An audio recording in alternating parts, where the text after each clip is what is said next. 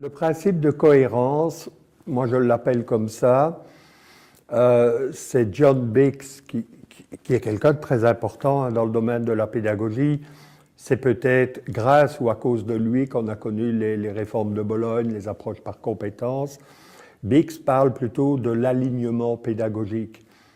Ça veut dire en gros, et tout le monde sait ça, qu'il faut essayer d'aligner le plus possible les objectifs, qu'est-ce qu'on vise dans la formation, dans le projet, peu importe, les moyens qu'on va mettre en place pour atteindre l'objectif, et aussi l'évaluation, c'est-à-dire comment on va se rendre compte qu'on a atteint l'objectif. Ça paraît assez évident dans la conduite des projets, dans la résolution de problèmes, dans la formation. Par rapport à ces trois pôles, et souvent moi je les dessine comme ça, hein, vous avez les objectifs qui sont là, vous avez les méthodes, vous avez l'évaluation qui est ici, c'est-à-dire est-ce qu'on a bien.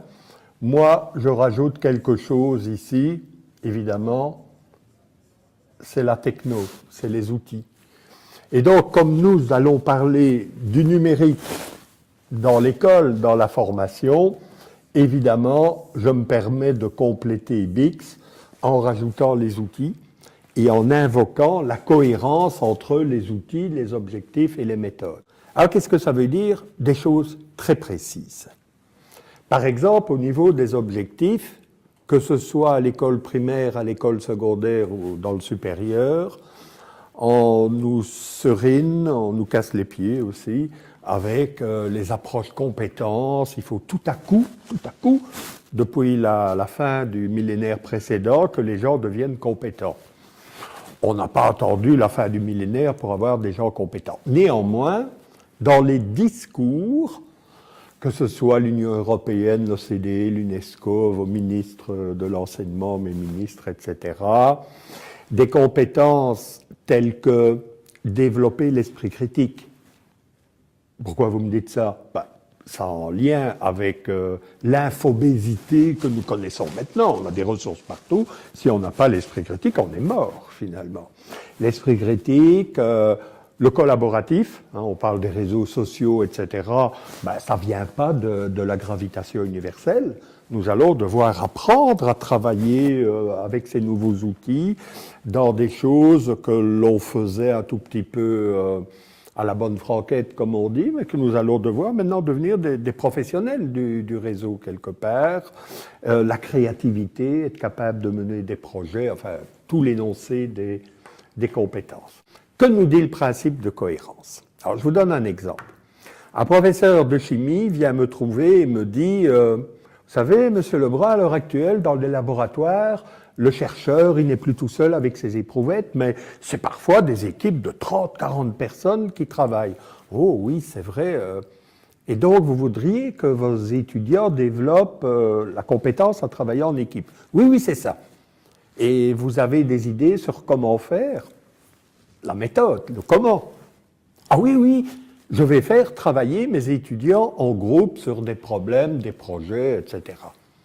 Je lui dis, oh là là, quelle belle cohérence, la compétence à travailler en équipe et l'apprentissage collaboratif, le travail de groupe comme méthode.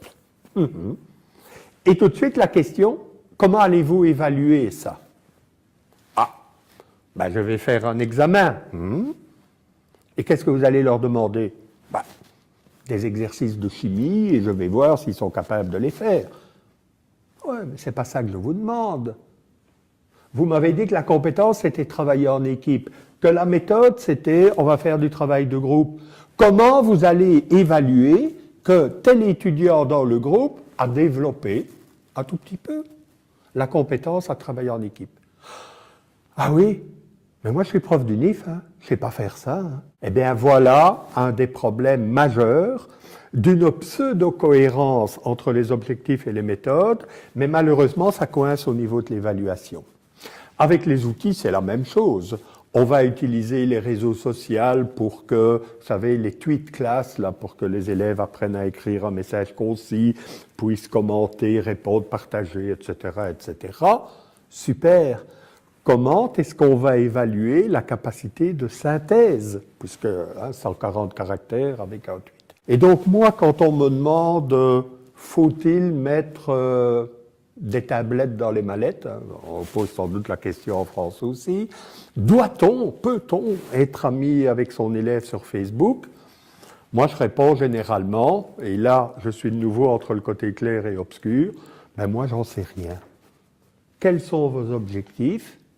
Quelle méthode allez-vous mettre en place? Et quelle valeur ajoutée dans cette relation les technos vont-elles apporter? Si c'est mettre des tablettes dans les mallettes pour finalement regarder les manuels qu'on avait avant, on va discuter des aspects économiques et toutes ces choses-là, oui, bien sûr, mais pédagogiquement, pensez-vous que ce sera une différence? Quand on me parle de nouveaux outils, d'usage en classe, c'est d'essayer de toujours ramener à quelle est la cohérence recherchée entre ces compétences dont on nous casse les pieds parfois, les fameuses méthodes pédagogiques qui doivent à tout prix être actives et interactives, et finalement ces outils technologiques qui sont pleins de promesses.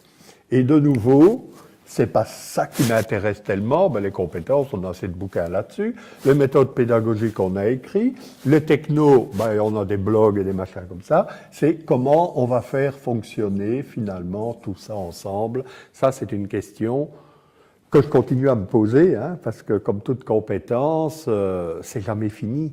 On n'a jamais fini de développer l'esprit critique. On dit souvent les compétences transversales, autrement dit, elles n'ont pas de couleur disciplinaire, mais elles peuvent agir sur toutes les disciplines. Elles sont démultiplicatrices, parce que quand on a acquis cette compétence, ça nous permet de faire d'autres choses. Et on nous dit qu'elles sont des lifelong learning competencies, des compétences pour apprendre toute la vie durant. Et j'ai envie de dire, ben, toute la vie durant, ça commence à l'âge de raison, on disait ça avant, hein, 7, 8, 9 ans, et pas à 25 ans, quoi. C'est trop tard à l'université de commencer à s'enquérir sur on va développer l'esprit critique. Donc, il faudrait vraiment des programmes qui soient vraiment construits sur des compétences et où les contenus sont convoqués dans l'exercice de la compétence. Et pas mettre le contenu avant, et la compétence, c'est un side product, c'est quelque chose qui s'acquiert à côté, périphériquement, etc. Mais remettre la compétence au cœur et donner des activités où l'étudiant va exercer la compétence et convoquer les contenus dont il a besoin pour grandir, se développer, devenir un humain actif, responsable dans la société.